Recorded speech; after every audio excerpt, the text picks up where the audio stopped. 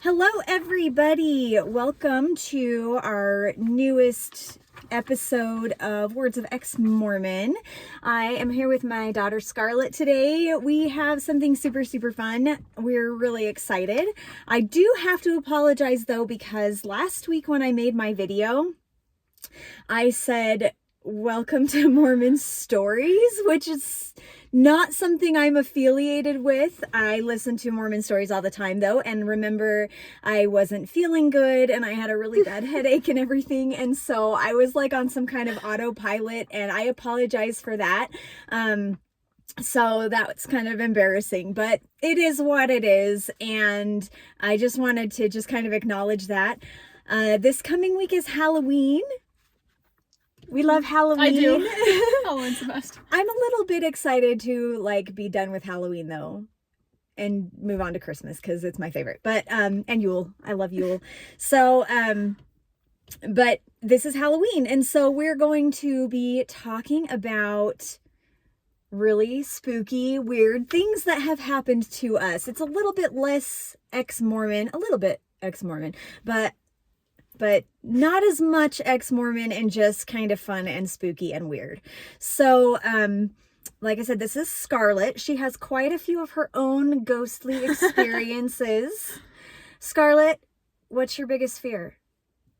I'm not afraid of anything. She's not afraid of anything, and I not. cannot wrap my head around that. I'm afraid of a lot of things, like, not really, I guess I'm not like really scared of, I have anxiety. I'm afraid of social interactions. Like that's my fear. But I am afraid of aliens. Like, not like the Aliens movies. I love those. We like binge watch those. We have like marathons. Me and my husband have marathons of the Alien movies. But I'm afraid of like those really the big eye aliens that the gray aliens, I guess is what they're called. And they scare me so bad. So that movie, Dark Skies, That's such a good movie. It scared me so bad. I watched it once with Dad, and then I watched it with you kids, because you guys are not afraid of aliens. So it was like, okay, let's watch this movie. And I watched it. I knew what was going to happen. I had seen the movie before, and I had to leave the living room where we were watching it and throw up. No, I threw up from fear because of that movie. I was so afraid. I'm also afraid of the dentist. But that's fair. They just kind of sit there and poke you and degrade you, and they're like, hey. It's like, why do you have so much plaque in the last 6 months? Why are your gums do you bleeding? ever brush your teeth? Because you're stabbing me. Because you're scraping my gums. Like, no, like, this is the reason we come to the dentist every 6 months, is so that we don't get cavities. Yeah. So anyway, I don't like that either. But otherwise, like, I don't know. I really like paranormal stuff. Me too. I like ghosts. I like vampires. I like monsters, Frankenstein, stuff like that. Well, the Frankenstein monster. Get into that debate there. But yeah, like, I like those things. I don't like violence. And I don't like, but you do. I like gore. Yeah. I'm not like afraid of like the gory movies or anything. Like the Terrifier series is like my favorite. I just can't I especially can't watch kids I don't like things where kids get hurt. I don't. I would never watch that, because I know. And you kids watch things and you're like, Mom, don't watch this one. Or you would like that one, Mom. Like, you can watch this one. You guys know me so well. But the alien thing though, my kids have said that they're going to do this prank, and I'm like, I will disown you. We still talk about it. We still talk about doing this. They want to do this thing, and I hope that I'm like so desensitized to it, and that I know that it's coming because you talk about it so much, that I will just be like, it's just my kids. Or maybe like it'll be a real alien and I'll be like, it's just my kids. It's not a big deal. Because they want to set up like an alien like looking in my window outside my door, and like just... We'll have like flashlights on the roof, and then one of those like megaphones, you know? Oh my making gosh. Weird noises. It'll be a couple awesome. of things will happen. I will faint and die. Or like I could throw up. That's a possibility. or I'll just be like, it'll be like a real thing happening to me. I'll be being abducted and I'll just be like, it's just my kids. No, that would really terrify me. That would scare me so bad. It would scare me a lot. There was one time when I was with I was dating your dad, her biological dad, and we drove up the canyon to like kind of look at the lights and make out, like you do when you're engaged. And so like we drove up the canyon and it was dark, and then your dad was like, what's that? What is that up there? It's no not shot. I know. I was like, take me home right now. It's like, we have to leave. He was like, I'm just kidding. There's nothing there. I was like, take me home. It's like, I cannot handle it. So yeah, weird stuff there. But Scarlett's not afraid of anything. No, I'm not. Like, At all. I love horror movies. I like I'm not afraid of clowns, or my brother's afraid of cheese graters, so that's like... Okay, but how many times has he cut himself on a cheese 30! grater? There's a reason for that. Yeah, like I don't have like there's a fear experience with that. Obviously, there's a whole thing about like not wanting to lose people I love, but that's like something everybody Well, has, so I don't know. like... I mean, like, not that that's not a legitimate fear. Yeah. Just that I think everybody's like, I don't think it needs to be mentioned unless it's like a debilitating phobia, because we all worry about that. You know, I don't want to lose anybody I love. And it's not that I would be flippant about it if I did. It's just that, like, this is irrational. Okay. My alien fear is irrational.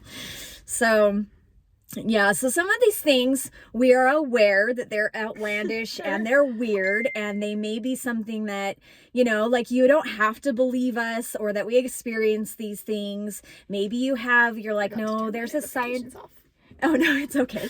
There's a scientific explanation or something like that. You can take it or leave it. Take it or leave it, whatever. But this is the thing, is I listen to several podcasts that are like paranormal podcasts. One is Otherworld. You should check it out. It's really cool. Dad and I listened to the Wendigo one on the way home from what? Do you have I love the Wendigo stories. They're like the skinwalker stories. Mahon's terrified of skinwalkers. I know. I asked him to send me his story about the cryptid that he encountered, but he didn't. And so maybe I will do my best to paraphrase that story. Okay, you can, you probably know the details a little bit better than I do, but he was so scared. He hates the cryptids. But Mahone is my son, who's down at Cedar City at SUU, and he's had a couple of experiences himself as well with cryptids, and it's so scary. But yeah, that one time we went to Vernal and we were staying like maybe 30 minutes away from Skinwalker Ranch, and he decided he wanted to go on a walk in that direction. He's dumb, but he's Mahone has a death wish. He thinks he's invincible, honestly. He thinks that nothing can happen to him. But thus it is for 18-year-old boys. It's the way it is. That's why girls live longer. We don't. That's why women live longer than men. We don't do stupid stuff. But yeah, so I definitely check out Otherworld. That's one of my favorite ones. They have some really weird stuff on there. I love the Bigfoot stories. I love the ones I don't even believe in Bigfoot. Why not? Like, I totally believe that there are weird things out there. I definitely think there are weird things out there. I just don't think Bigfoot is one of those Bigfoot is not a thing for you, huh? No. I just feel like I entirely believe in skinwalkers. I think that's all it is. There's so many things that we can't explain, like from fairies to aliens to Bigfoot to cryptids and like all ghosts and everything. Like, I think that as human, we kind of think that we know everything.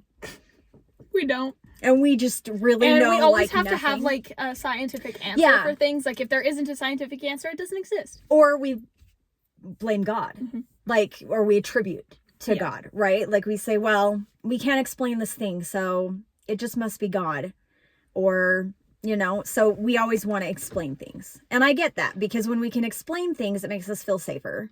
And, because I'm the same way, I get it. But yeah, like, and TAPS, Ghost Hunters. I love Ghost Hunters. We watch that all the time. And Grant from the original TAPS and Ghost Hunters, he's Mormon. So Cool. yeah, I always thought that was kind of a fun little. I started watching TAPS because now they were TAPS for a while, which was like transatlantic paranormal investigate, something like that, paranormal society or something like that. I don't remember for sure. And then they split off for a while because Grant had young kids at home and he wanted to kind of raise them, be around for them.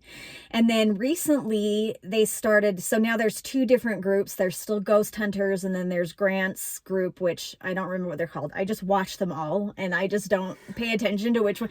But I found out a couple of years ago that he's Mormon, and I was like, that makes so much sense with like the way. What? Let's finish your sentence though. Well, I just think it's so cool because the way that he would approach the ghosts versus like other people who investigate because there's a lot of ghost investigation things out there, and sometimes they like antagonize the ghosts, and like with Grant and stuff, he's a little bit more like, these are just people and we need to give them respect and stuff like that. So I'm sorry, I have a problem with hair. It's okay. I was just saying, I think it's so cool how what's his name's, what is it, his daughter? Oh yeah, and her boyfriend can do like the. Yeah, they have the original guy. What is his name? Grant, and he's the bald guy, and he's got this daughter, and she's so cool because she and her boyfriend will come in and they do this thing where they hold hands. They can only do it when they're holding hands. Yeah, it doesn't really tend to work otherwise, but they will say, they'll just do the letters of the alphabet, and like the ghosts will knock when they get to a letter, so they'll spell out names and things. They'll spell out whole entire sentences, and they act like it's just it's no big deal. They're like, oh yeah, her name was such, like they're not shocked by it. I would be like, oh my gosh, you guys, like, dude, that's so cool. I know. I would be like way more excited about that, and they're just like, it's okay. It's just every day. It's just a thing. It just happens all the time. No big deal. Their house is haunted. Yeah. Let's see. Bigfoot stories. Oh yeah, and then the other thing that I marked down here on Otherworld, like they did a whole podcast that was about, like, there's this place that is actively studying kids who have memories of past lives. So reincarnation. Are we talking about Camp Hero, Mom? No. I don't know what Camp Hero is. It's what Stranger Things was based off of. Oh, okay. It's like... Yeah, you've told me about some of those things, which are pretty crazy. It's freaking wild. No, it's like an actual university. And so they're currently studying... I don't want to quote anything because I don't remember the exact details, but they're currently studying like hundreds and hundreds of kids from all over the world, tons of different religions. So it's not like religion based. And these kids are little kids, and they're things like... They give really specific details, their past names, they died in a fire, or they died in, they died and they will have scars. Wasn't there that one chick that said she died on the Titanic? I'm sure. I don't know. Not in this episode that I'm talking about. Like, I'm sure they're those kind of, like, most people who have memories of past lives, they forget it by the time they're 7. So they're little. It's like they're firstborn, and then not like firstborn, but they're old enough to talk, but they have these memories, and like they will have like scars that look like birthmarks or whatever, where they, like, if they got shot in the head, they'll have a birthmark, or they'll be missing limbs if they like died. You know, there's certain situations like that. And it's really weird. Like, I don't know really how I feel about reincarnation. I don't really like the idea of it because I don't like the idea of forgetting me and my family and like everything and like starting over, you know, over and over again. But like, it is what it is. Like, I don't have any control over it. Yeah, like, I don't believe in God as an entity. I believe in the universe and its power. So it could be. I believe in Walt Whitman. Yeah, it's a good thing to believe in. All right, so we can just kind of go ahead and get started in some of our really weird experiences here. Do you want to start? Do you Oh, want me you to do start? it. Okay, I'll start. One of the first things that I remember that was really, really strange, and I don't know that I've really talked to anybody in depth about it. I don't think I've told my parents about it. I got chicken pox when I was 13, which is kind of old. I was very, very sick. Chicken pox is like, basically, it's a kid's disease. My siblings had it, and they were a lot younger than me, and they just had not a hard time of it. You get itchy spots. I know, because you got a vaccine. They didn't have a vaccine for me. And so, you know, you get itchy spots. You have a little bit of a fever. You stay home for a few weeks. You know, a couple days. I think it's like 2 weeks. Yeah, it's like 2 weeks is like the amount of time that the chicken pox lasts. I would fail all of my classes. And well, yeah. I mean, when they're little though, because it's a children's disease. But you were 13.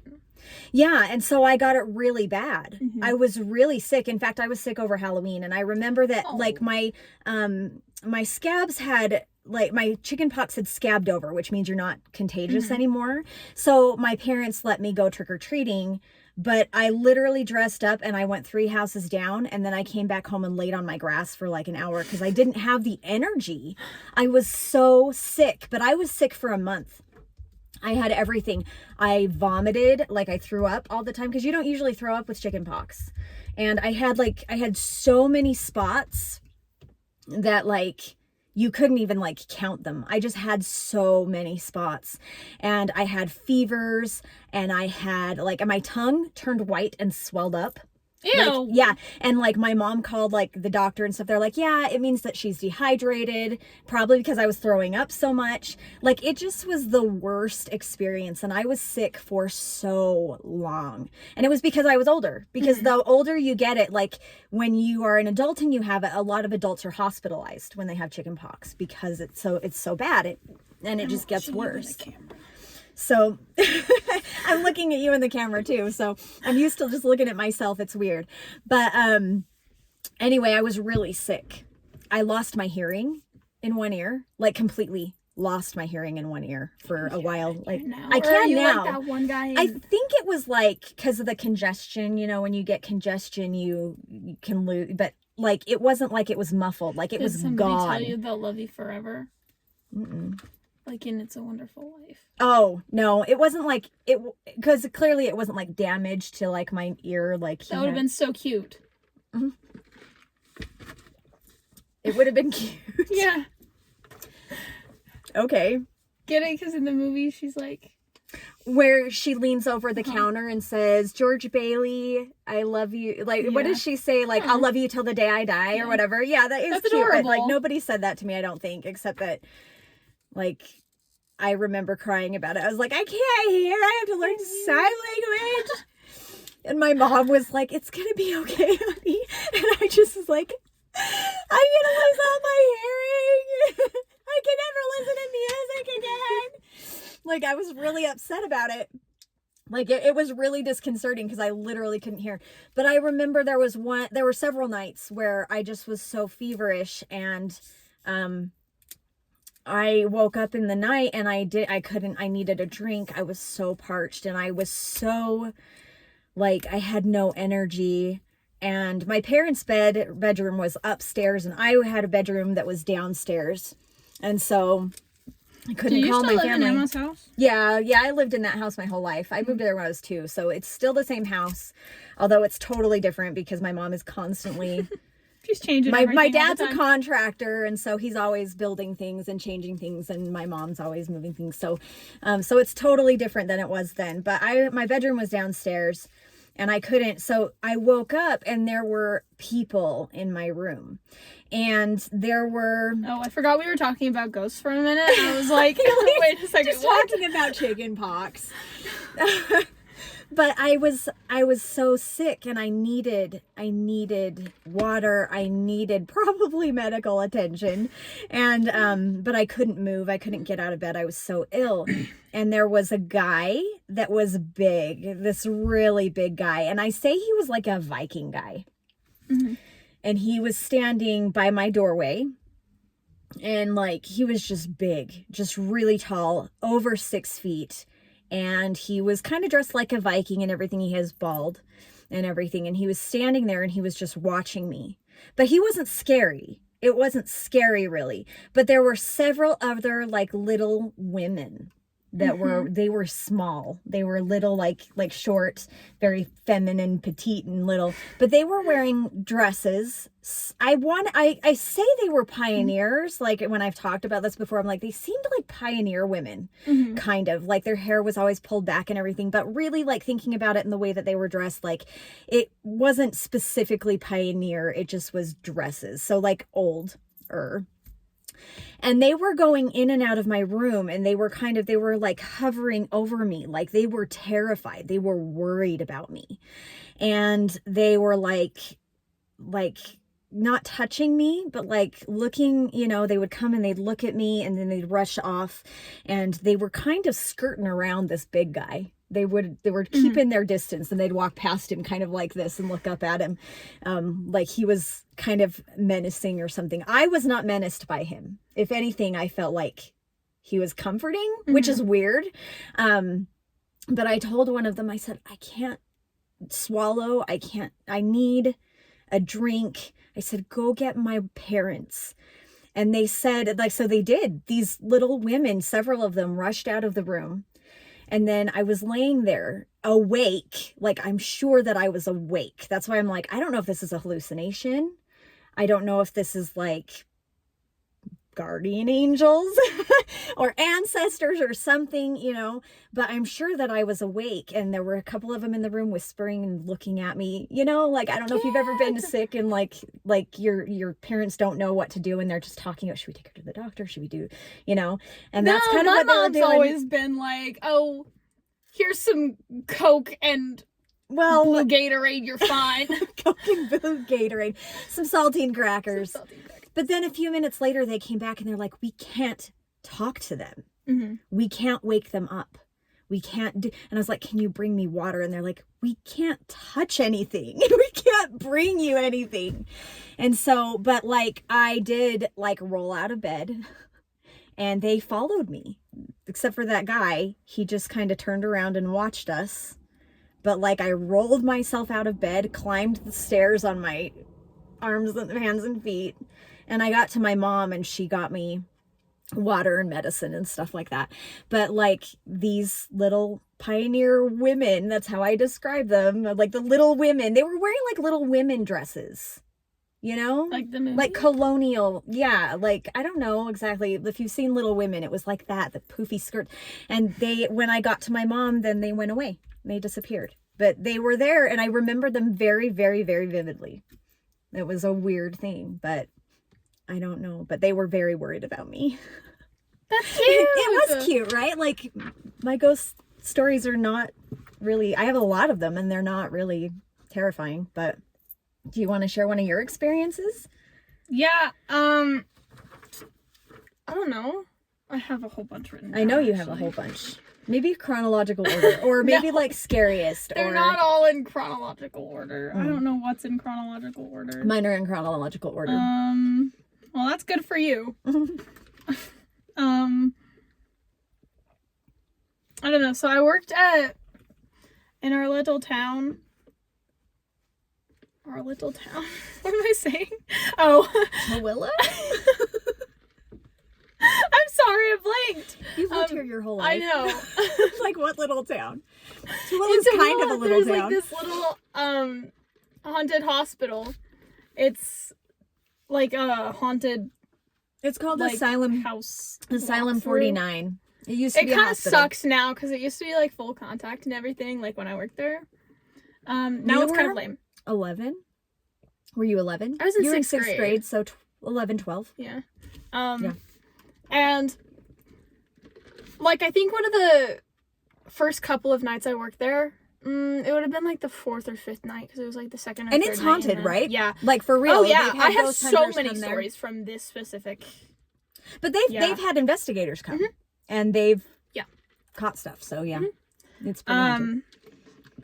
Yeah, but there was this one time I was walking out because there's cast hall and then there's like the exit where my mom would pick me up, and like I was walking out and I kind of felt something, following me. So I was like, okay, you can't come with me. Like, I turned around and I was like, no, you need to stay right here. This is where you're supposed to be, and I'm supposed to be not here. So, stay here. Then I got in the car. I was sitting in, it was the van, so I was sitting in, like, the middle seat, and then I turned around in the back seat, and I didn't see anything, but I could definitely feel like there was something there. And then for the next few days, it was like, there was definitely, like, something with me, you know? And at the time, we would get up at 6 o'clock in the morning to read scriptures. So I would go upstairs, because my room was downstairs. I would go upstairs in the middle of the early morning, middle of the night. But crack of dawn. Yeah. It was like 5:30 maybe, and I just kind of lay there. And then just a few, days after I had been feeling things following me around, I was laying on the floor, and like I felt like on the back of my head she was just playing with my hair, kind of, and she was singing one of my favorite songs at the time, Lavender Blue. And she was just sitting there, I just felt her, playing with my hair and singing, and it was the most comforting feeling like I've ever had. And it was really sweet, And I call her Sarah. Just, yeah, because she's one of kind of the known entities at the place. Yeah. And she followed me home because I talked to Kim, the owner, about it. I was like, hey, so who dis? And he's like, oh, yeah, that's Sarah. She's around here all the time. And I'm like, oh, she's a little okay, girl, cool. Right? Yeah. And then my last day working there, so she kind of just was with me for like the whole time I was working there. And then the last night, it was, I was leaving, to go to cast hall, but like I was waiting for Kim to dismiss us, because we couldn't go until everybody was out of the haunt. So like all of the customers were out. So he would come and tell us, that we could go to cast hall and lock the doors and everything. And then once everybody was gone, I turn around and there's this little girl in the hallway. So it wasn't in the room that I was like acting in every day, but she was in the hallway. She was wearing this little pink dress and she had like blonde hair. And she was just a little girl, and she waved at me, and then she turned around and just walked and hid like under the little like bedside, like one of the hospital beds in the hall. And that was the last time I saw her. So like, and every time I go through asylum, like sometimes I'll like go through the little walkthrough and everything. I can feel her there. Yeah. Like this familiar feeling. So it was like, I felt her touch me, and I heard her voice, and I saw her in person. So it was, whole thing. You guys went there last Thursday. Yeah. Did you feel her then? Or yeah, was it kind of a lot going on? After. I didn't really feel too much until I was walking away. But like when I went there, kind of March of last year, probably, she because I had this friend who was in a room with another one of my friends, because I know a lot of the people that work there. Kane, he texted me after, and he's like, he was just talking to me, he's like, you went through asylum tonight? And I'm like, yeah, I went through asylum tonight. And he's like, so there was something following you throughout the haunt, because it was like we were like dead last people in line. And he's like, there was something following you throughout the haunt. Everybody in their room could feel it following you, and it was setting off alarms. And I'm like, yeah, that's your little friend. Sarah. She's cool. Yeah. I love those kinds of stories, though. I love ghost stories that are like wholesome. Do you know what I mean? Like that are. I don't have all wholesome stories from asylum. Yeah, I know. I've heard your stories. I know not all of them are sweet like that. So there's one that I had. I think I was 15. So this would be like a year-ish later than my chickenpox thing. 2 years-ish later. I don't know exactly. It was in the summertime, and I remember that it was around July-ish because we always would go to Snowbird, and we went to Snowbird while I was recovering from this truck accident. My dad's a contractor, as I mentioned earlier, and in the summertime we loved to go to work with my dad. He was always hanging sheetrock, building houses and things, and we would just play in these houses, and we would play in the fields, and it's ridiculous. Like, I don't know, we were just kids being kids. And I went to work at the time I was 15. I would do stuff like I would spot nails, and I would scrap houses and things. So I was earning money during the summer. And so, it would help my dad with his job, and then I'd get paid a little bit. And so my brother and I and my dad's partner's 2 kids, we had been at this house doing jobs, and it was like a monsoon. Like, it was raining cats and dogs, and it was awesome. So we were outside playing, and our dads were getting everything packed up. We got in the cars. So we were down the street playing in like the gutters of this new subdivision and everything. And we were on the corner. Well, my dad got in his truck and picked us up. We're getting into the car, and I was putting my seatbelt on like this, like it was over my shoulder on the one side, and we got hit by a semi truck. And I really think that the only reason I didn't go completely through the windshield was because I had that over your my freaking seatbelt. Well, it wasn't buckled yet. I was putting it on because he had driven down the street to pick us up, and I was but I feel like it like pulled me back as it like snapped back, and that's the only reason I didn't go through, because I hit the windshield with my chin, and I hit the dashboard with my knees. So like for the longest time, like my knees, this one knee right here, I had this discoloration there for years and years and years. Even after it healed, like I could touch it, and like the nerves felt like I was touching it on the other side. It was really, really strange. Like, it didn't add up. So I was in this accident, and I remember that like I hit it, and I just saw this flash of like pink. It was pink. I don't know why it was pink, and then I slammed back into my seat like this.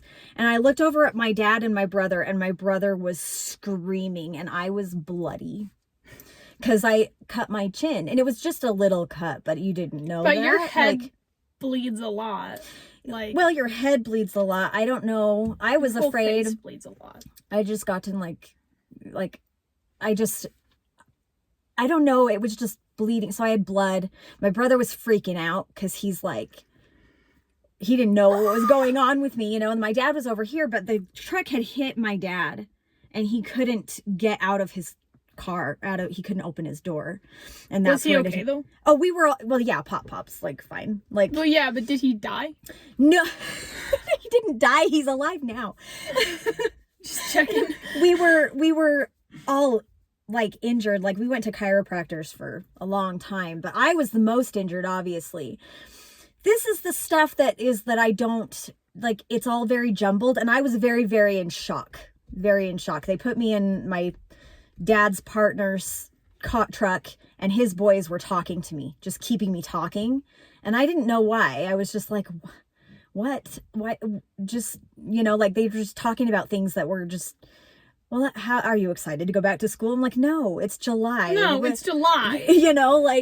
And I didn't know why, but they had told them, you need to keep her talking. She's in shock. But I didn't know that. And the thing was as well, and I'm getting ahead of myself because we're in the car and my dad's like, you have to get out. And so, but what I remember is a guy who I don't even remember from here up. Like, I don't remember his face. I remember a guy with a beard in like a buffalo plaid shirt, opening the door, taking me out of the car and putting me on the ground where I collapsed, basically, because my knees were basically crushed from hitting I didn't break them, but they were, very They were injured. Yeah. And then like dropping me and then just sitting on the ground, and it's raining all around me and everything. But my dad said, he said nobody was there. And I was like, well, then did you climb over me? Because maybe you picked me up and put me. He was like, no, you opened the door and you got out of the car. And I don't remember that at all. I remember a person picking me up and putting me on the ground. So I don't know. Again, it's one of those things, like, I don't know if my brain invented that as one of those things that, like, supported me. Like, those little women supported me up the stairs as I'm, like, crawling up the stairs when I was sick. Or if there was something there that I, like, maybe in my injury and, like, my concussion and everything, like, some kind of veil, for a lack of better word. That's such a Mormon thing to say, but, like, the veil, you know. It's not really a Mormon thing to say. It's not really a Mormon thing. Like, when you're talking about ghosts, but we like, talk about Allie it so Asylum, much. she said that all the time. We don't call them ghosts. Or like in the new Ghostbusters with the girls, the veil between betwixt the living and the dead. You know, like, yeah, like, the veil is, like, a perfectly perfectly valid thing to use to kind of, like, talk about that. But there are closer to that veil, and some people who aren't as close to that veil. And I feel like we are people who are closer than other people. Yeah. There's definitely. I mean, I don't know. I didn't feel that entity when you brought her home, though. I didn't feel her at all. No. So no, because I have a lot of things like that. There was Lizzie in Kristen's basement. Yeah. There definitely been houses that I've been into and I was like, this isn't right. Like, when I was a kid and would go to people's houses and I'd be like, something's not right in this house, you know, those kinds of things. But yeah, so that's my second weirdish ghost Lizzie story. Existed until just now. She wasn't a good one, huh? No, she was. She was really nice. She was another okay. little girl, but there was something else in that basement that was scaring her. That was the scary thing, was something else. I don't know. I had, like, a lot of experiences at Asylum. Like, there was Mimic, who just kind of, you know, mimics I think I've people. heard some of these. Yeah. And she, like, there was one time, I was talking to Kim directly, and he went, like, after our conversation, I think we were talking about, like, a necklace that he told me I could wear under my costume or whatever, because it was... You wore, like, a ton of necklaces, yeah. Well, it was my pentacle and my hammer at the time, and then, like, the button that was on Dad's vest when he married you. So, like, I was like, can I keep this just under my... It's a religious thing. I don't want to take it off. And he's like, yeah, that's fine, whatever. He walks this way, and then I turn around, and I see Kim walking down the hallway, and he goes back into, like, the shop kind of area of Asylum, and I was like, So I talked to Reese about that. I'm like, what was that? And she's like, oh, that's Mimic. That's not Kim. Don't talk to that. Mimic isn't actually a bad thing, but, you know. Yeah, because they have those in Ghost Hunters, too. So they have a lot of mimics, and they don't typically do any damage. Like, they don't... Yeah. They just kind of distract people, really. And then there was this nurse in white. She had, like, red hair, pigtails sometimes, or sometimes, like, she wore her hair in a bun, and she'd walk around flinging, like, scalpels or, like, syringes, and she'd just walk down the halls. Like, she'd walk through the halls or, like, the doors in Green Mile, because Green Mile, it's, like, this little hallway, it's got a bunch of doors, bunch of different rooms, and then it leads to, like, the haunt area. So, like, from Cast Hall, where we get ready, like, and get our makeup on and everything, to and the it's a reference haunt. to that. It's movie, a reference to the Green Mile. the Green Mile, but it's got a green carpet, so we call it Green Mile. It was. And she would just, like, walk through doors, and you'd see her walking from one door to another, and then she'd go out and go into different rooms, and I kind of just ignored her because I always got this really weird feeling from her. So, like, I never, you know. Right. And then there was this one time at school after Asylum, there was this guy, I guess, just this black shadowy, really tall thing in the corner of the cafeteria. And then Reese is like, you see that too, right? And I'm like, yeah, what that? And she's like, that one's kind of scary. then we went to Asylum that night, and we're both like, you need to stay here, and then this is a good place for you. stay here. And he listened. Sarah did not. She took that as a, ooh, let me come with you. She seems like She's a somebody kid. who likes to go places. Yeah. And then he, you know, because we told him, this is where you need to stay. You are not welcome in our homes. You are not welcome in our school. You are not welcome anywhere but here. You need to stay here. And he stayed. But, like, there were a couple of different little things like that were kind of creepy. Yeah. So it wasn't all like wasn't all happy cute little energies. girls. Or there was like that time I got things flung at me from across the room. I remember that. Yeah, because I was in, like, each room was based off of like a different thing, you know, like we had a dentist room or whatever. I was in the human centipede room. So we had like a little plastic mannequins, you know, human centipede in like a case, and then I sat in a saw bed. I'd press a button and it would like, and then it, and you'd scream and scream and scream and come home and drink honey tea. And I couldn't get out, like I couldn't move, but there was another nurse in there usually a doctor, so it was me and then another doctor and other a nurse. human people. But that specific night it was just me and Autumn, and it was kind of near the end of the night. I think it was a Saturday, so we were going to like midnight, and she was standing by my bed, and the other actors aren't allowed to come in your room, because if you have like a customer come through, then like it's gonna kind of ruin the thing. They're gonna see the actors out of character. They can't leave their room. But like there was plastic legs thrown at us from across the room. There was silicone like slingshotted at us and stuff from across the room. Like it was, and there was nobody else. Nobody there. Yeah. So that's pretty crazy. Yeah.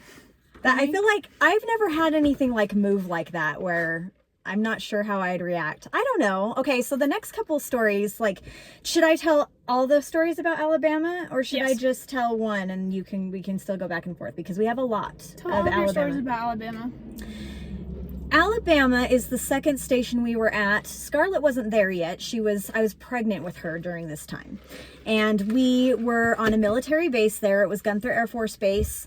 I was married still to my ex-husband, and I had 2 kids. Lily she turned 3 while we were there, just before we came to Utah.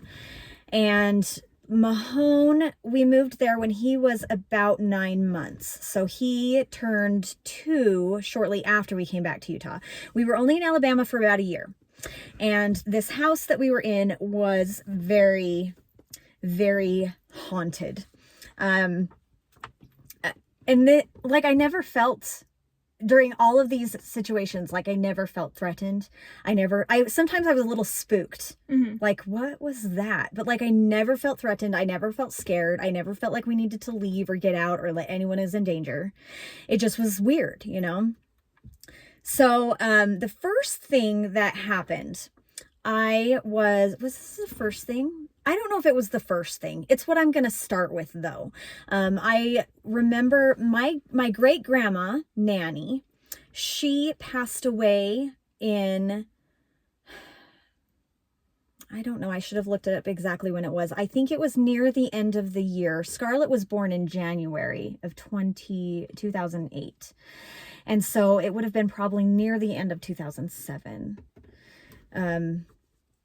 When this happened. But Nanny had passed away, and Lily, who is my daughter, my oldest daughter, she is 19 now, but she would have been 2.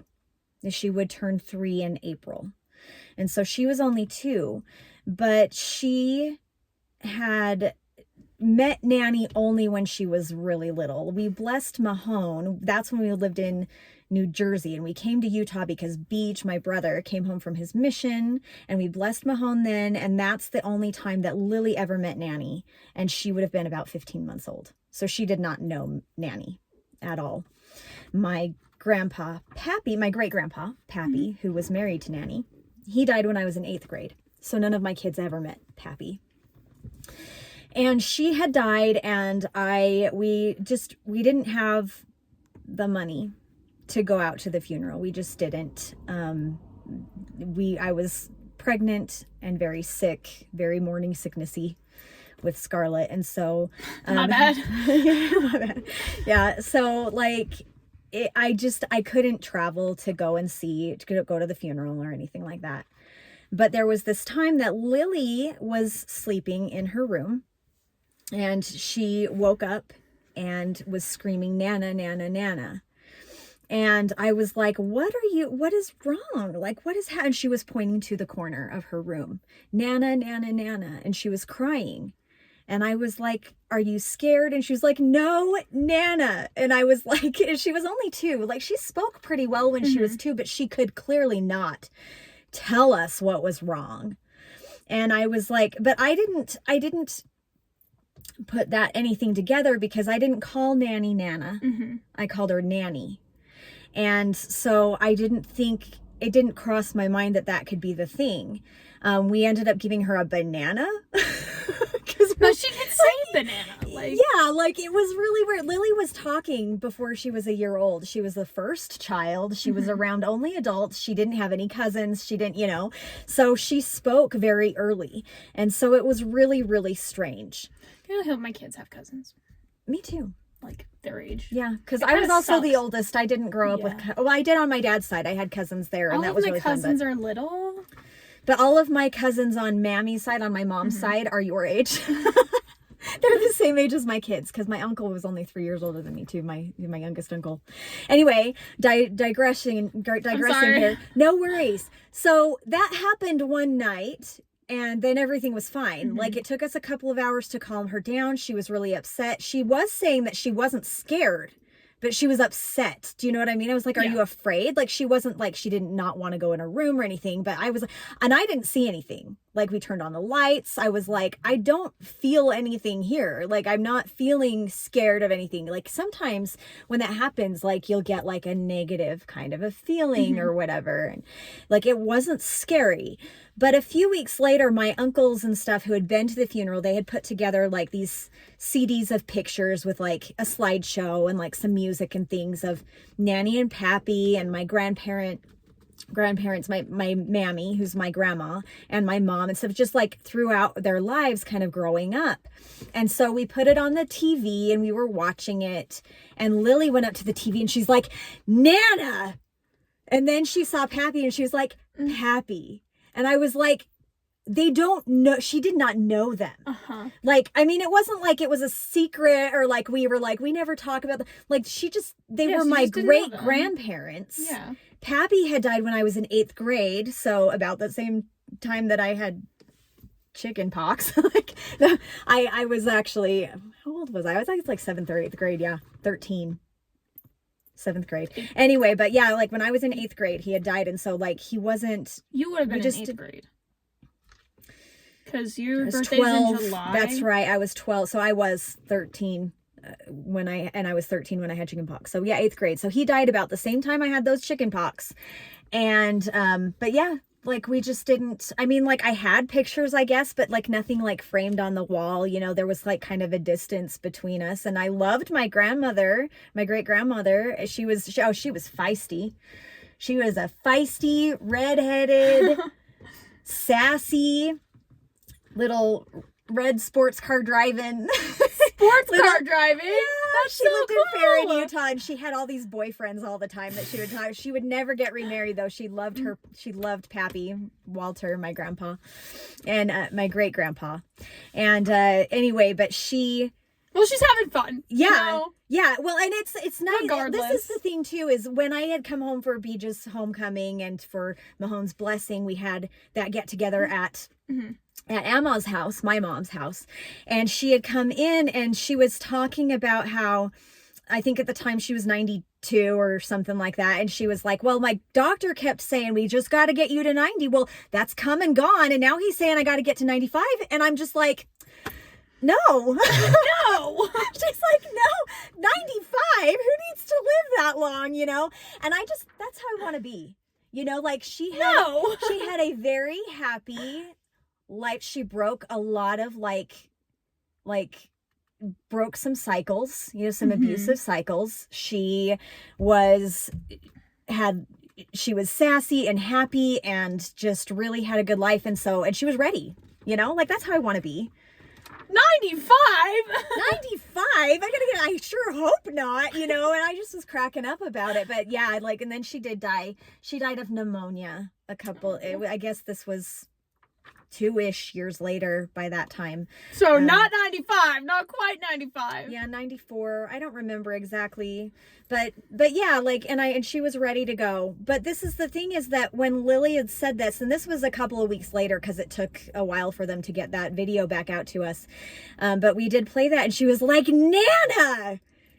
Nana! And I was like, well, if Nanny was going to come and see anybody, it would be the babies. It would be the babies that she would come and visit, you know? And it's true, because like all of my like cousins on that, I didn't know my cousins very well on that side. Like I said, we called her Nanny, not Nana. But my cousins on that side, they did call her Nana. And so that makes sense, actually, for Nanny to come and be like, Nana, I'm Nana, and for Lily to recognize her as Nana. And she had never seen Pappy before, but she was like, Nana and Pappy. And I was like, that it's funny. I think it's crazy how close our family has always been to that different side of the world. Yeah. You know? Like, obviously we all have our different gifts. Yeah. But I think it's great. Like, there's not a lot of people who are... Well, and you know, there are some scary things too, but I really do believe that like people, like ghosts, like they're just energy. They're people. Yeah. They had things that they loved, and some of them were bad, and some of them were good, and some of them were just neither. They're just existing, you know, going through their lives. And I don't know what's on that other side. I don't really know what's there. I don't really know exactly what I believe in, but like, they are just people. And so I think for the most part, it's just such an interesting connection, you know, because I don't really think there's a lot of harm that they can do. Yeah. And it's not like I'm really going to go around and be like, okay. They can throw plastic legs at you, but that's like it. Yeah, like it takes them a lot of energy to even that is a lot of energy. Yeah. You know, and I just feel like I'm not going to go around. I'm not the kind of person who's going to break out a Ouija board. Like, I feel like there's ways that you can kind of invite those negative energies in. And I don't want to get involved with those kinds of things. I would never do that kind of a thing myself. But also, like, this kind of a story right here with Lily, and I don't even think she remembers this. I just, you know, this was a very loving her great grandma, you know, who had not really ever met her, and Nanny loved the babies. She loved the babies. She was a baby person. And like I said, if she was going to come and see anybody, it would be the babies. You. Like when you died, the first thing you would do. The babies and the chicks. Yes. Come see your little... I told Heath, I was like, I'm gonna haunt you if when I do die. He's like, no, you'll scare me. I'm like, really? Like, really? I'm gonna be scary? No. No, you'll make our house smell good and play Christmas music in July. Like, I'll just turn on the Alexa to play Christmas music. I'll clean something, you know? Like, seriously. Look, if I had a ghost in my house, like in, The Conjuring 2, if I had a ghost that was like changing channels on my TV and moving chairs around, I'd be like, the least you can do is clean my kitchen, man. I know. You can move stuff, then carry a broom. Exactly. Okay? No, and I feel like that too, like in those kinds of situations, like if there was like some kind of benign ghost in my house, I'd be like, look, I will play your show between this hour and this hour, but you have got to give you gotta do some work.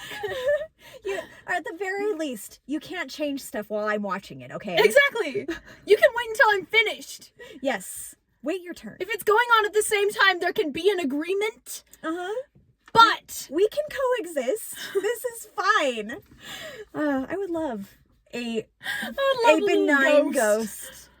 Just not even, it doesn't even necessarily have to be friendly, just a benign ghost. This is how I felt like in Alabama. Like, it was benign, you know? So in Alabama, we had a lot of things that happened there. And I'll be totally honest, like, I don't know if you've ever heard of, like, residual energy. The situations in Alabama may or may not, one for sure, I'm pretty sure was like an entity. But the things that happened every day may have just been residual energy. And that's like, it may not be a ghost, but it's still that kind Right. of energy. Yeah, it's still an energy. It's basically like, this happens a lot along with poltergeist activity, which is actually people. They're not ghosts at all. Yeah. They're people. So, which is like, but they're not doing it on purpose. It's like, not like that telepathy. one movie with Wendy in it. With Wendy? Yeah. Wendy, what one? And Peter Pan. Oh yeah, that one. It's what is it? It's not American Haunting in Connecticut. That one's really good too, but it's, I don't remember. It's one of the American Haunting stories. Anyway, her name is Rachel. Google. You have it. Yeah, I don't, my phone's there, so we can't, but Rachel something. She was Wendy in Peter Pan. It's a really good one. It's also a little heartbreaking.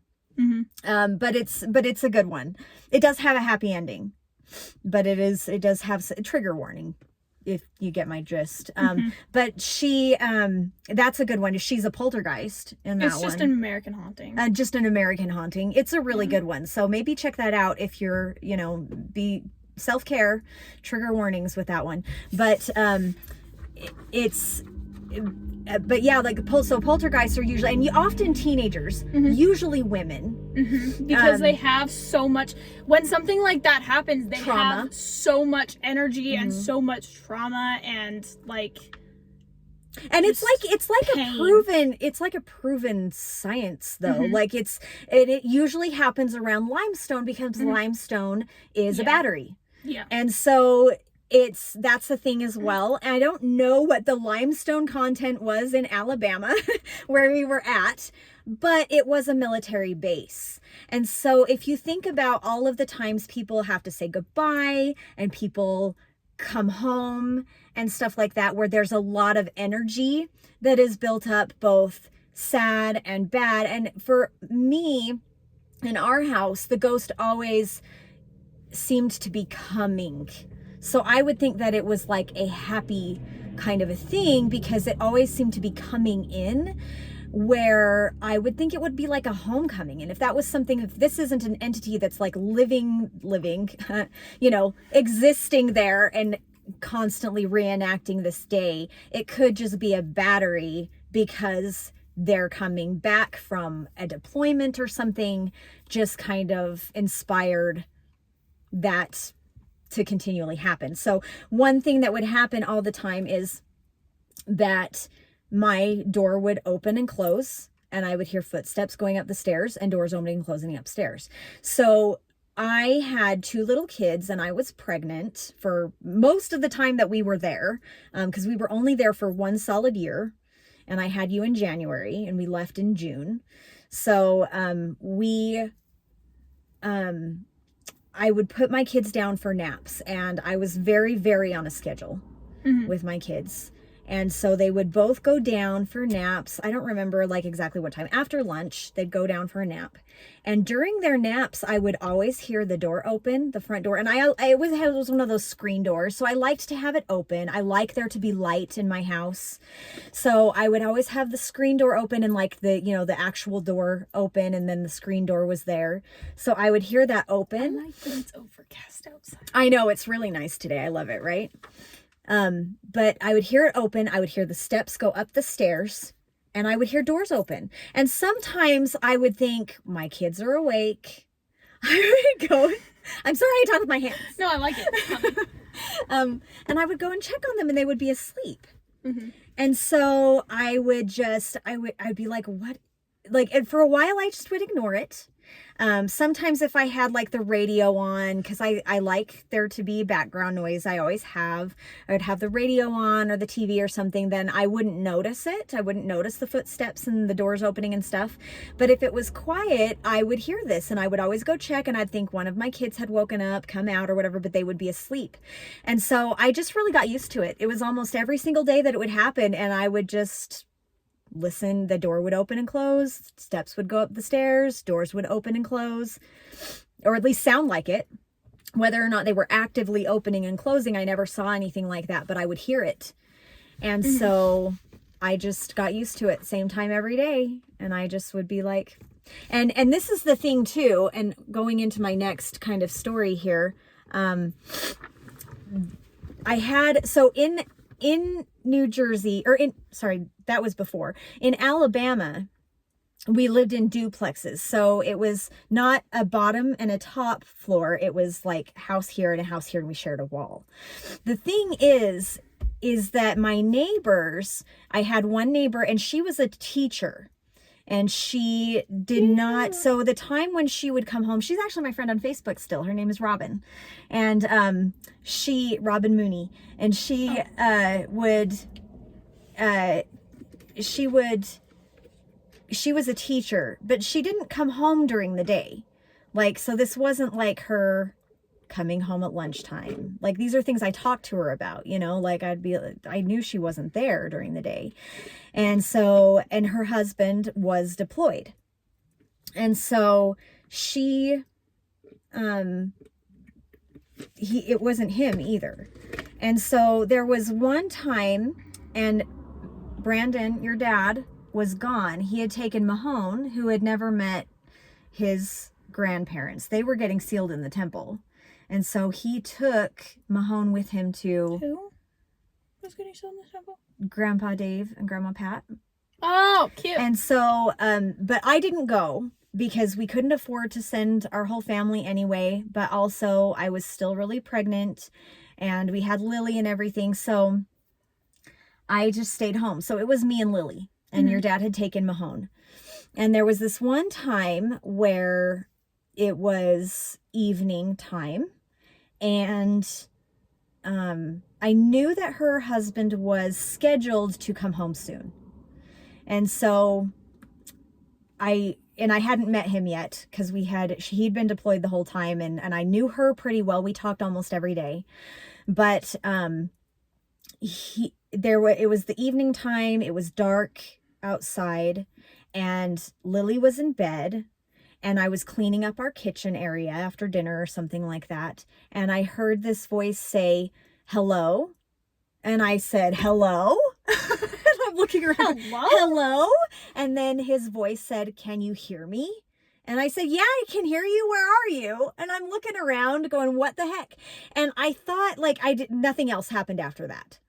But I thought, maybe her husband had come home, and maybe because we shared a wall, maybe there was like a vent or something. But also, like, where I was at in the kitchen, there was a laundry room before there was her house.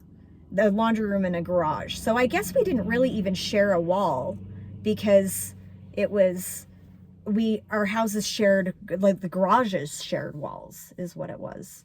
So that's really weird. Anyway, now that I come to think about it, but I thought maybe like there was a vent or something that was connected, and he heard me, I don't know, either singing while I'm cleaning or something like that. And he was like, "Hello, who is that?" Like, maybe he was on the other side of the wall thinking, who is this weird person singing, But then the next day I was out in our backyard with my little Lily was playing there, and I talked to Robin, and I was like, "So did your husband come home?" And she's like, "No, not for like another couple weeks." And I was like, "Huh, that's really weird." That's really weird. Because I heard this voice of this guy asking if I could hear him. And that's the only time that I had one, like, talk to me, But again, like, I didn't feel scared. I didn't feel threatened. I didn't feel like, even if in that moment that I had thought, "Ooh, this is a ghost" or something, like, it wasn't a scary entity. And then one more thing. This probably happened before the "Can you hear me" situation. Mommy, why is it upside down? Because I printed it on the back, so it's double. It's like this. Why? I ran out of paper. But why is it not like flip it over like this? Because I was in a hurry. Because it ran out of paper, and then I didn't want it to like discard. Never mind. It's okay. Anyway, but this probably happened before, but Lily and Mahone were both there. And this is the way that I'll try to explain the way the Alabama house was. So this is the front of the house. Okay. So you'd walk in, and there was this long hallway that went down to the kitchen and the dining room. The kitchen and dining room were separated by like an island where you could put like, bar stools or whatever. So the dining room here, kitchen here. Up front, before you got to the kitchen and dining room, there was a living room, and there was a wall, so it was all separated. So the hallway was kind of like a dark hallway, just because, like, not like dark creepy per se, just because there was a wall that separated the living room, and then the stairs. So the hallway went past the living room, and the stairs, there was a wall, there was a bathroom also under the stairs. So you'd go up the stairs that way and then come into the kitchen.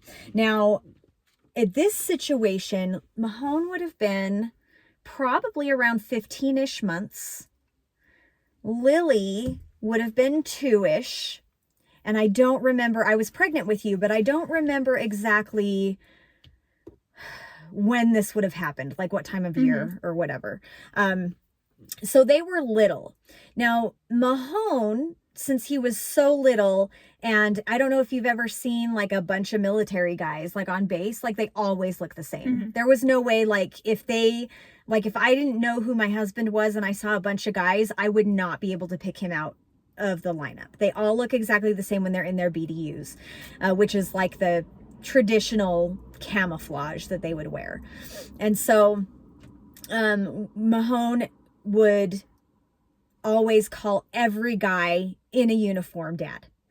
Every guy in a uniform was daddy. You know, he was little. He lived in our house. He didn't know. He lived in our house. Well, yeah, like he didn't like go a lot of places. Do you know what I mean? Like that's where his little world was just in our house. And so he didn't see, he didn't understand that like every guy and a lot of women in our neighborhood all wore the same thing. He was just like, Dad, he wears this outfit, you know, Daddy. And then Lily had this habit of asking, what's that?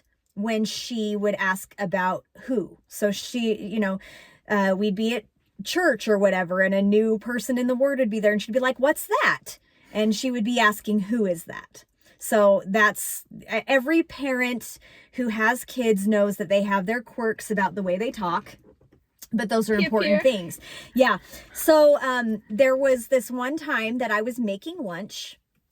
And so that meant that I was in the kitchen area and the kids were sitting at the table that's separated by that bar, and then there's the hallway, and I could see into the living room because there was this door that went from the living room into the kitchen, but I couldn't see into the hallway.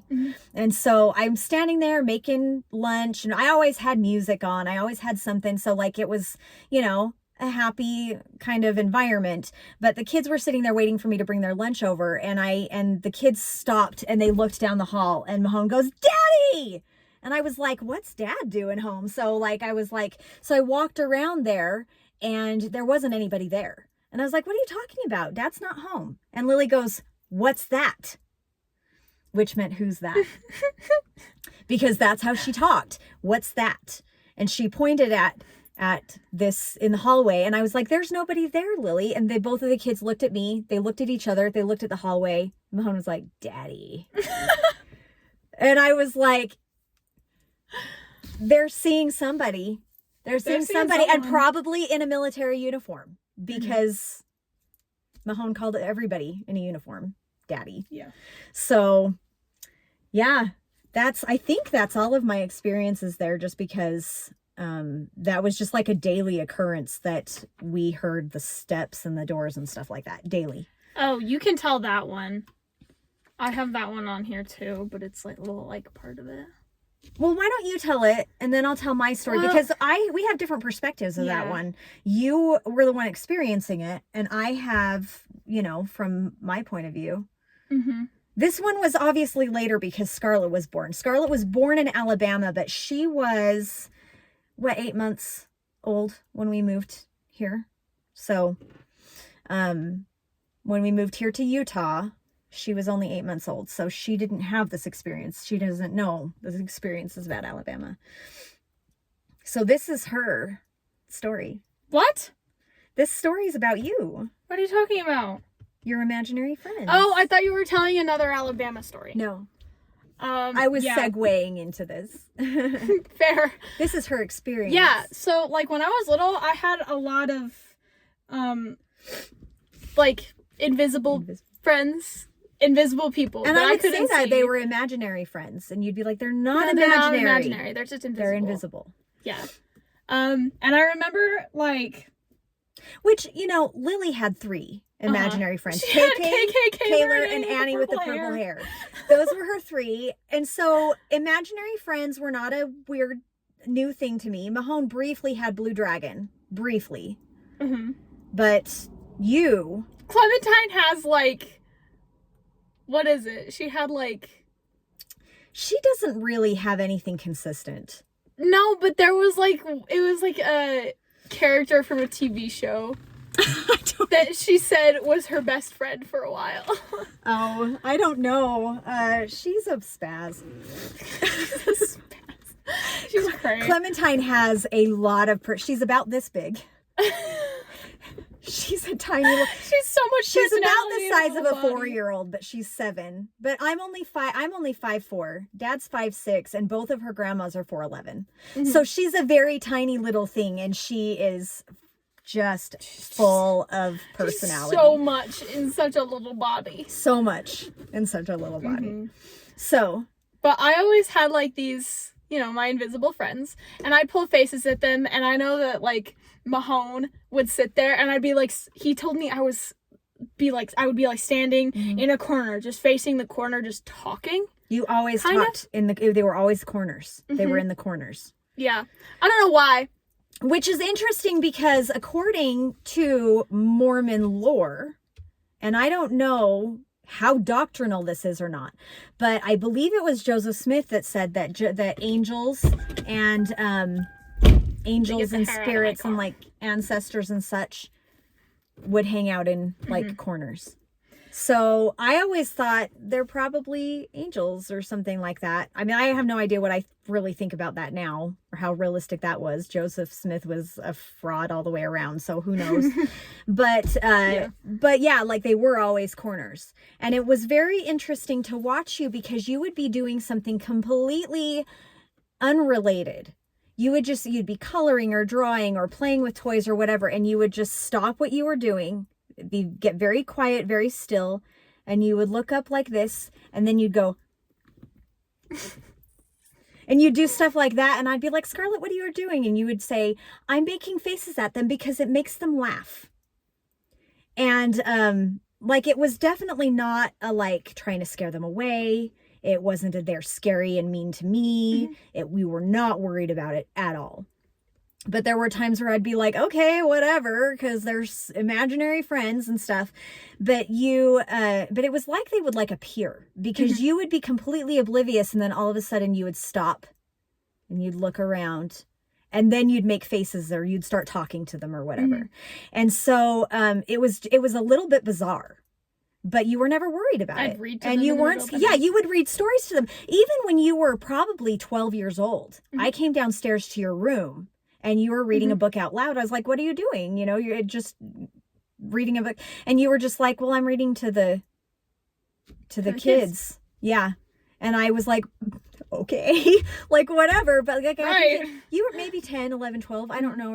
I remember walking in there into your room and you were reading. It was when Clementine was born. It was like after Clementine was born. You were going like, you were reading the books and then you would show the pictures. Like it wasn't just that you were reading it out loud. You were like, the pictures, you know, and I was like, what are you doing?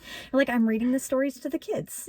And I did say that. I think I said, we had a conversation. I'm not quoting directly, but I was, you know, paraphrasing like, can you still see them? And you were like, I can't anymore, but I know they're there. I have that written down actually. Like, do you? Yeah. Yeah. You would say that. And I just was like, again, like it's all about the feeling because they never felt scary. Yeah. They never felt dangerous. And so I didn't worry about it because. And there's also like, this isn't a ghost story. It's not like the invisible people. That's different. It's different. It might actually not be I didn't say that yet.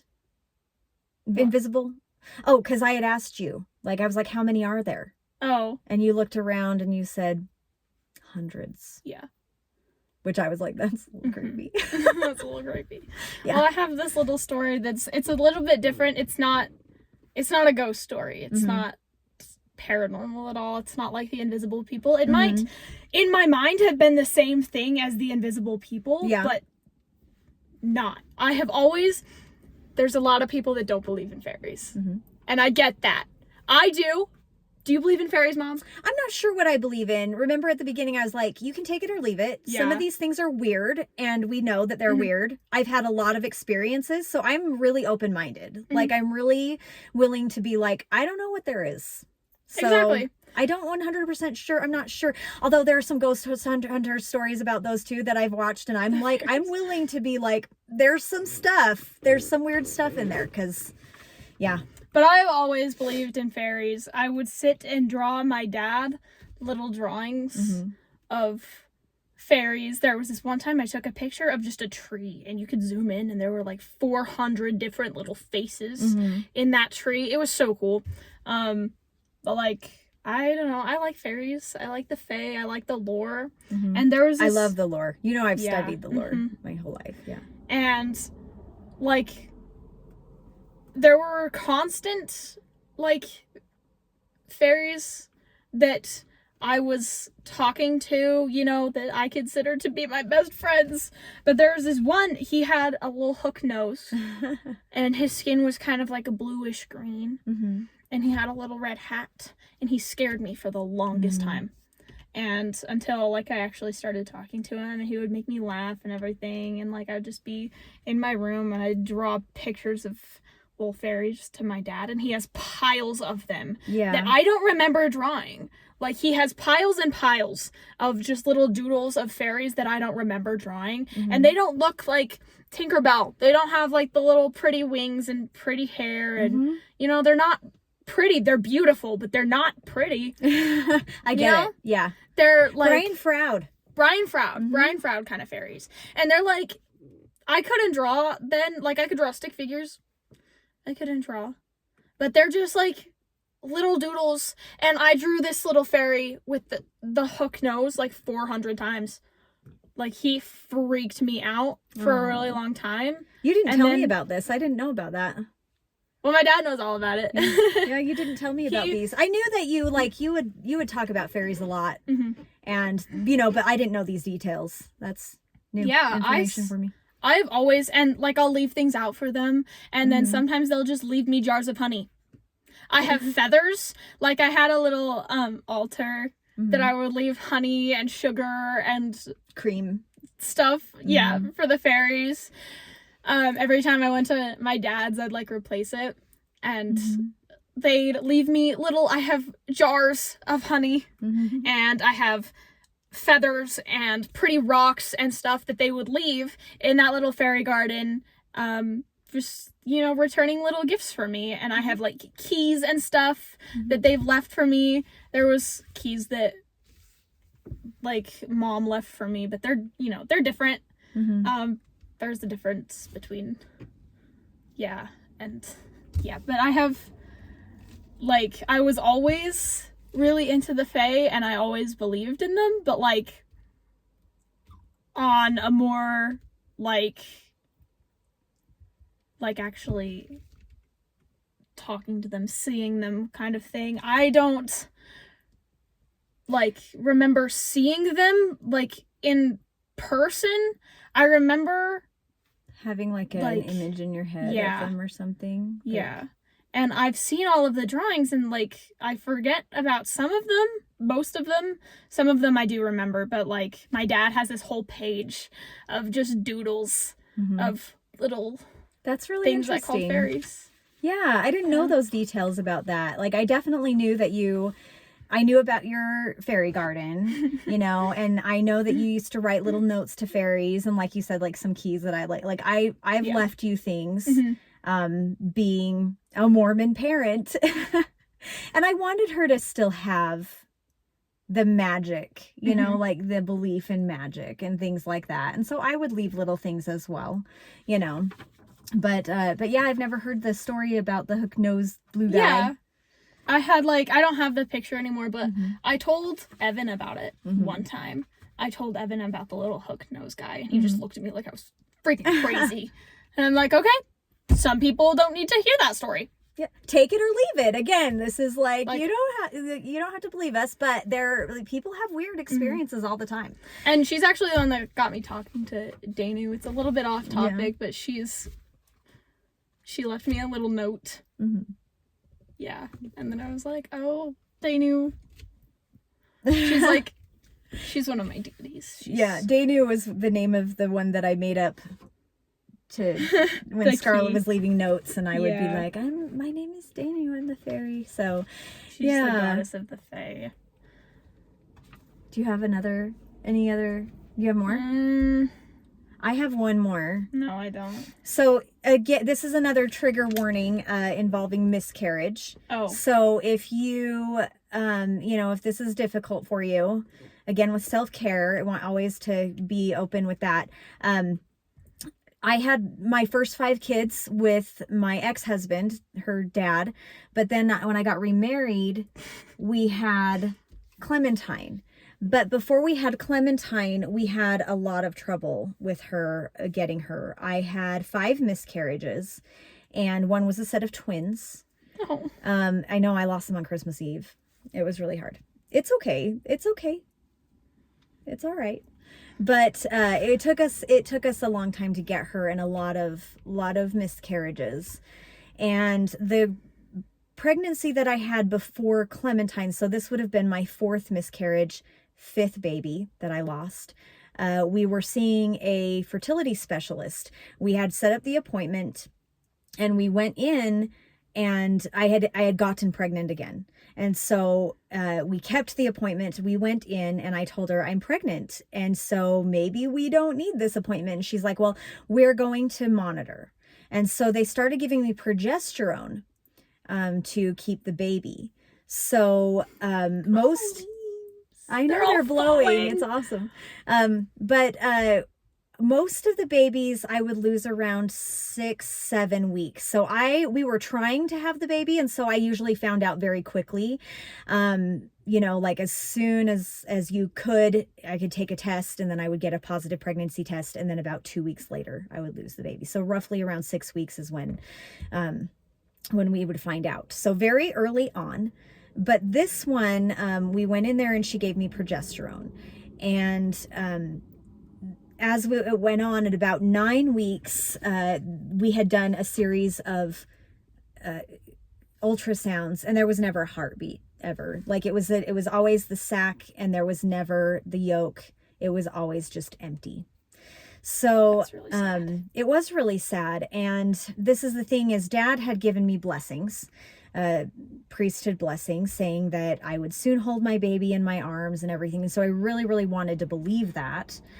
But I was having a hard time letting go of it. I just kept being like, well, maybe it's a fluke. Like maybe we need to, even the doctor did say, well, it's possible that we're just not getting it from a good angle.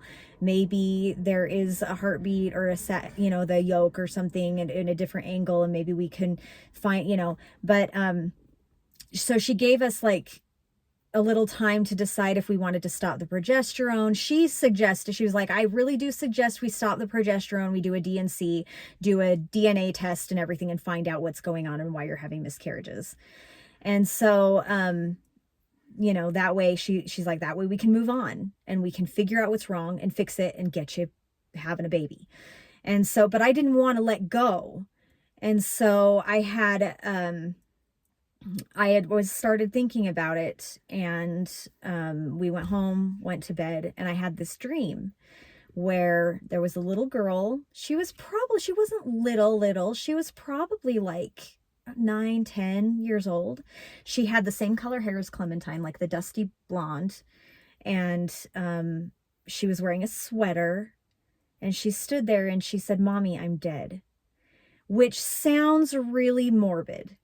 But to me, and it made me cry. I woke up crying, but it wasn't the feeling of like, horror movie, dead ghost girl kind of a thing. Do you know what I mean? Like it was like, you have to let go and you have to move on. Do you know what I mean? Like, it's okay.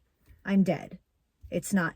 And I don't know, because that baby, I don't really know what that means, because that sac, there was never a heartbeat. I don't know what was attached to that, if it was ever kind of any kind of life. In fact, when they did the DNC, it was a trisomy 13 or trisomy 7. I don't remember. Trisomy something, which was an extra chromosome that was never compatible with life at all. So I don't know. For all I know, it could have been Clementine's little spirit being like, dude, move on. So that I could be, like, I don't know. And when you're, a grieving mom, Mormon or not, you kind of think about that, because like every single baby that I got pregnant with, every time I got pregnant, I got immediately attached to those babies. Yeah, that's fair. Yeah. As a mother. Yeah. And so like, I don't know. Imagine those. Go ahead. I don't want 14 siblings. If you had twins, I would have told my dad to stop. She has a big family. Yeah, I have so 13 there's the siblings. 6 with me, and then her dad has 2 There's from Lily his second and, marriage. Okay, our whole family. Lily Mahone, Bug, me, Tia Keith, Marcus Clementine, Bishop, Ada, Aster, Nawel, and Lalo. Okay, so to clarify though, there's my 6. The 5 are biological siblings completely from the same parents. Then there's Clementine, that's their half sibling. And then their dad got remarried after me, and they have a stepsister. That's Bug, so Liliana. Hater guts. And we don't need to say those things. We don't need to It's talk. obvious. But that's their stepsister. And then there's they had 2 boys together. That's Marcus and Bishop. And then he got divorced, and now he's remarried to Andrea, who has 4 of her own. So it's kind of a family bush instead of a family tree. We have 6, which is a lot anyway, but not really in the Mormon world. In the Mormon world, 6 is a pretty average family, right? Every single time I'm like, I have this many siblings. They're like, are your parents Mormon? Sort of. Were. But no. So, yeah, she does have a big family. But yeah, like, so I had those impressions that, like, that was, whether it was my brain that was like, you need to say goodbye to this baby and move on, get the treatment that is necessary. And Clementine was conceived via IUI, intrauterine insemination. So, and then it was fine. And we have her, and we quit because I was so sick the whole time, whole pregnancy. And so, but that was weird, and it was heartbreaking and scary, I don't know. It really wasn't scary. Like I said, it sounds morbid, but it's not. It wasn't. For me, it was very like, it was like closure, Yeah.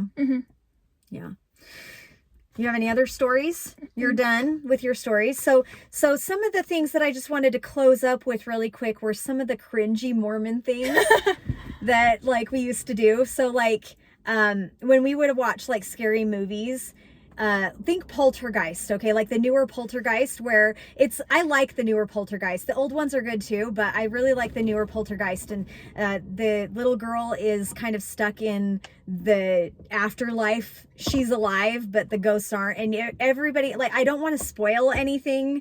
I don't want to do spoilers, but it's been out for so long, and the old Poltergeist is the same story. If you're gonna watch it, you've already watched it by now. Yeah, exactly. So like the house is built on a graveyard. And so there's like all these souls, and they want her to lead them to the light and everything. And they kidnap a child through the closet. Yeah. And they're all really creepy and everything. But I always am like, we would always look at each other and we'd be like, this would never happen to us. 'Cause we would just raise our arm to the square and we would say, in the name of Jesus Christ, I command you to leave. And then they would have to, so we would always do every time we'd watch a scary movie, this would never happen to us. We would never be in this situation. On my side.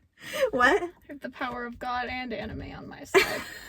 Okay, explain what that's from. It's a vine. Everybody knows what that is. I don't. I was not. You guys always quote vines, but I didn't ever but you do also, the vine. Mom tried to quote a vine one time. The one, Oh the one that's like, mother trucker dude that hurt like a butt cheek on a stick. I think we were at Walmart. I've never seen it. And it was me and Lily and Mahone and Mom. And she goes, mother trucker dude that hurt like a fence post on a butt cheek. I only heard you guys saying it, and I've never seen it. So I was trying to be hip and cool or something. I don't know. That was a long time ago. And we still won't let it go because it's I hilarious. know, they still say it. hands posted on a butt cheek. Wow. Okay. You know, like, and then like this idea that ghosts, because we would always watch Ghost Hunters and Taps and stuff, because I told you I love that show so much. And I would just be like, you know, ghosts are just people who are in spirit prison. Somebody get those people's names and let's get them in the temple.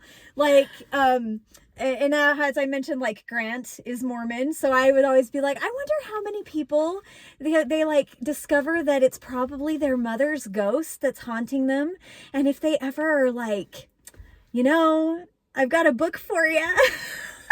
How many times? I've got a book for you. How many times does he get off camera and be like, I can bless this house for you?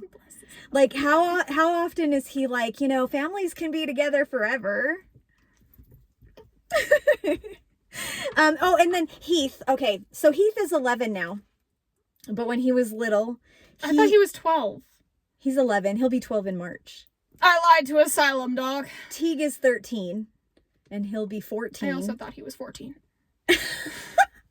Do you know your sibling? No, I don't know how old Marcus is. I don't know how old Bishop is. I have no idea how old any of Bishop is Andrea's a little kids younger. Are. He's 6 months younger than Clementine. Yeah, because he's born in December. She's born in June. So, and then I Marcus, don't know how old Lily actually is. I think doesn't she turn 20 in April? Lily will be 20 in April. Mm-hmm. She's so old. I know, 20 is weird. Like, it was weird when they turned 18 and became adults, but like 20 is 20. like 20 years old, you know? Like, that's like really an adult. That's not just like 18, you're officially an adult. That's like adult. So that's weird. But yeah, but when Heath was little, anytime anyone would be like, do you know where my jacket is? Or did somebody move my, you know, whatever, he would always be like, it was the Holy Ghost. He would blame everything on the Holy Ghost. He would literally fart, and then we'd be like, Heath, and he'd be like, it was the Holy Ghost. It's true. It was really funny. And we would be like, and then we'd always say it's too, like, anytime they were scared, because Heath and Teague, we watched that one, what is it, like, I don't remember what the movie's called, Frightmares or something, I don't know, whatever. Oh, Frighteners. yeah, the Frighteners. With Michael J. Fox. It's kind of a funny ghost movie. Yeah, like, it's not really bad, scary. But it scared them for But it so scared long. them for like 2 years.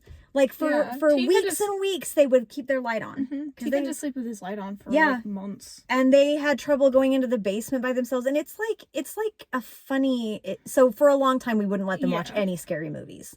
And even Teague still doesn't like scary movies. Yeah, he does.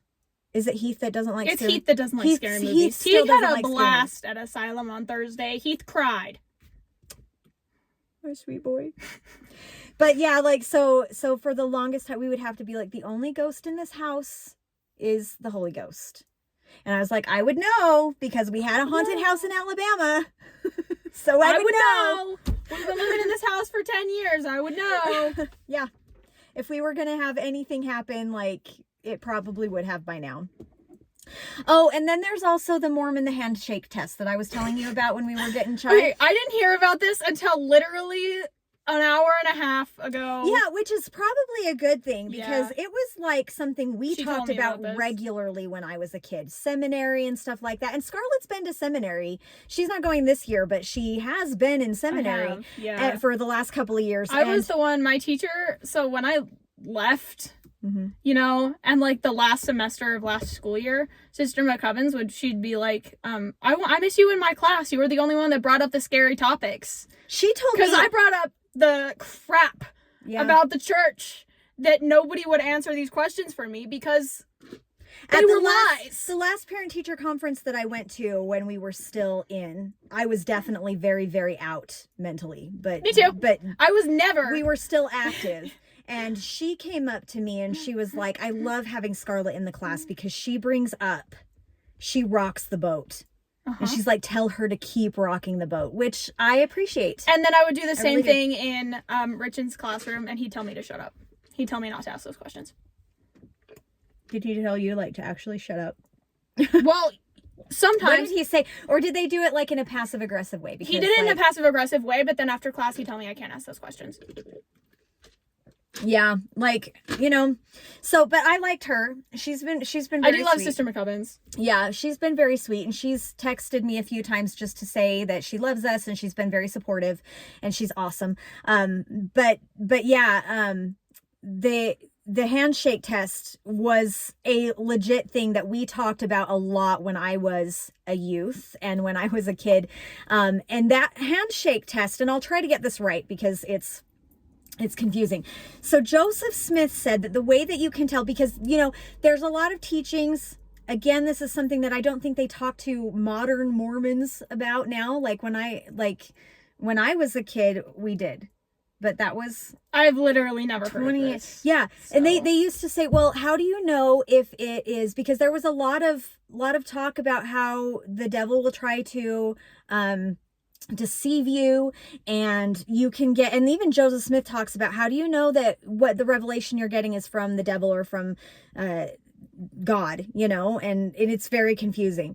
But he said that the way that you can tell if an entity visits you, you can tell if it's a messenger from God or from Satan, because you can ask him to shake your hand. You offer your hand to shake, and if it is an angel that is like a resurrected being, they will reach to shake your hand, and you will feel something because they're a resurrected being. So they will have like a body of flesh and bone. And then you can know that they're from God and that they're not like a satanic entity. Because remember, Satan and his followers are just spirits. They never got bodies. And they won't be able to, they won't ever have a body. I guess there's possession and everything. I don't have any experience with possession, so I'm not going to speak to it.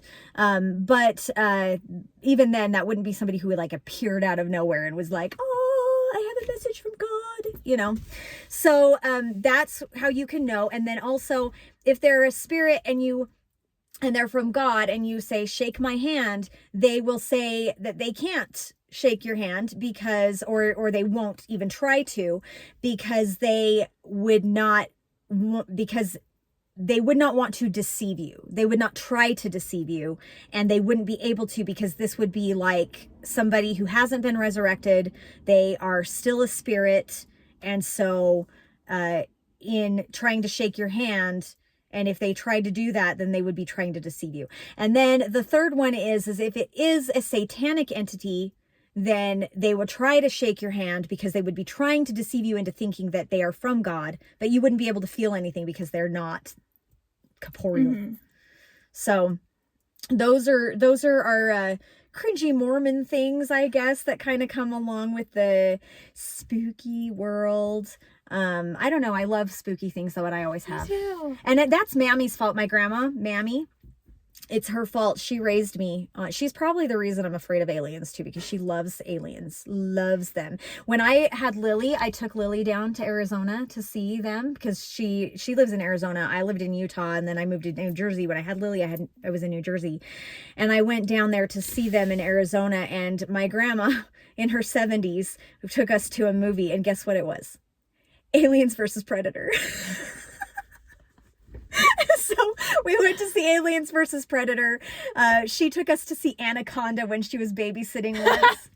She was like, I thought it was a movie about a big snake and it would be fun. And it was Anaconda for me. And for me, it was fine. I think I was like 12 or something, but Bergen in Boston, Bergen, my little sister, she's 11 years younger than me. And she was holding her baby doll and was like, she'd watch the whole movie, but she'd cover her baby doll's eyes. It was hilarious. So yeah, like my grandma, she has read every Stephen King book ever. I love her. Yeah. Yeah. I was raised on scary stuff, scary movies, and so that's awesome. We've been watching Halloween movies and everything, so it's been fun. Halloween. I do. I'm not ready for it to be over. I really like fall. I do really like fall, but Yule and Christmas are like my favorite things ever. Like, I start getting excited for Christmas about March, and that's when I start planning things.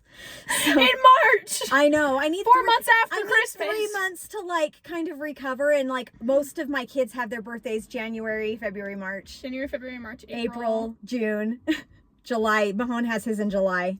But other than that, like they're all like most of them are like at the beginning of the month of the year. And so I get through the birthdays and I'm like, okay, Christmas, what are we doing this year? So like I get really excited for it, but that's this week and it's going to snow on Tuesday.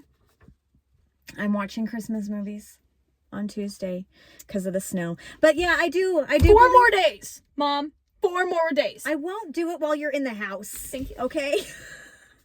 Just let me have I know the boys are like, 4 more Mom, days. Christmas music.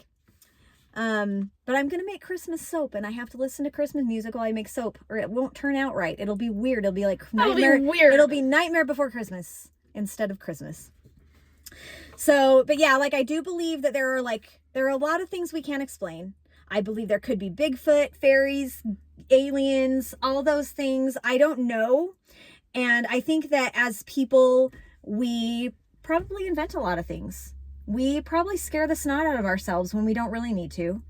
And I also think that there are things we don't understand. And so I think it's important to be kind of open-minded about any of those things and realize that we don't know everything. So, you know, but it's fun to think about and to reflect on the possibilities out there.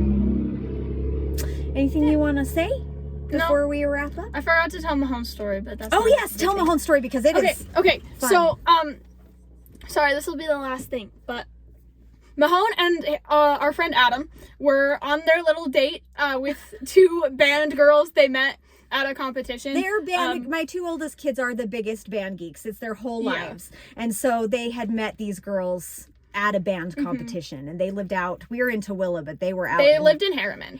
And so they were on this little date. And it was like, they came back at like maybe 1 in the morning. Yeah.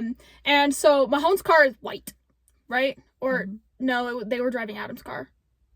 I don't know what color Adam's car is. It's blue. It's dark blue. It's a little blue Nissan.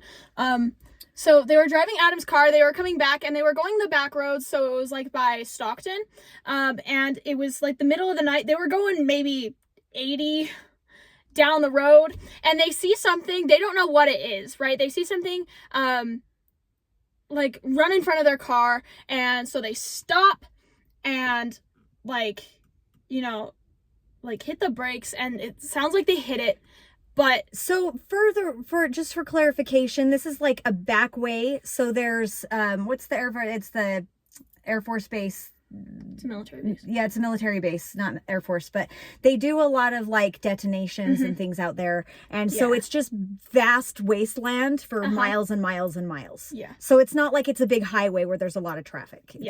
It's just like straight nothing for until you get around that mountain. And then it's Logan kind of area. So, yeah, they were going there. They thought they hit something. So they stop and they go back to where it was. And there's nothing there. But they get out of the car and their car is covered in like white chalk. Kind of. They don't know what that is. So they're freaked out. They get in the car and they start driving again. They get to kind of Stockton. Something hit them. Something hit them. We don't know if somebody threw it or if they hit something or what, but they get to kind of Stockton area and in Stockton, the speed limit is 40, and it's very, very strict out there, so it feels like they're, like, tiptoeing through the little town. And there's this guy on the side of the road that, like, stops them. He gets in front of their car, asks them to stop and everything, and, you know, like, he just kind of... They just went around. They're teenage boys. Yeah, they're teenage boys. It's the middle of the night. They're not going to stop, so they don't stop. But then they get, like, maybe 10 minutes out back to Tooele, and there's no possible way that this man could have gotten there again. But it was really specific. He was wearing a red hoodie, and he didn't have shoes on. Yeah. Like, it was really specific. It wasn't like some other guy in a red, you know, like it was... And so they get to Tooele. There's nobody else there for some reason. You know, I drive back to work at my house, like, to my house at 1 o'clock in the morning because I close sometimes.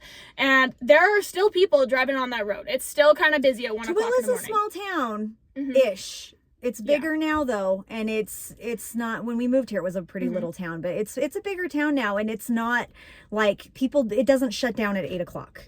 People, there's still traffic. There's still things going on. And so when they got back to Tooele, it's like maybe 10 minutes out from Stockton, and the lights are all off. Like, all of the lights on Main Street are off. And it's really spooky. It's like a ghost town. It's so spooky. There's like nobody there. There's no cars or anything.